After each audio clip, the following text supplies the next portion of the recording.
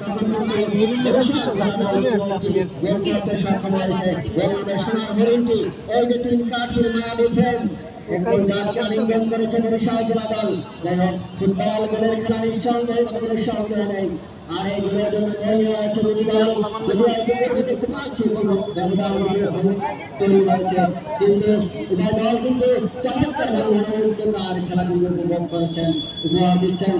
সুপ্রিয় দর্শক মন্ডলী, দর্শকের প্রশংসা না করলেই নয়। দর্শক হলো যে কোনো খেলার প্রাণ, দর্শক হলো যে কোনো খেলার অলঙ্কার। আর অলঙ্কার অলঙ্কিত করে আছে আজকের ঐতিহ্যবাহী সেই বরিশাল আউটডোর স্টেডিয়াম।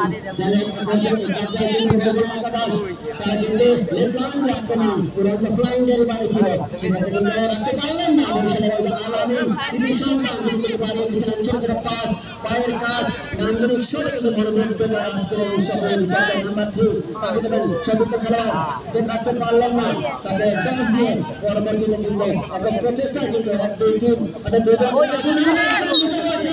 দেখা যাক শেষ অব্দে কিন্তু মধ্য মাঠে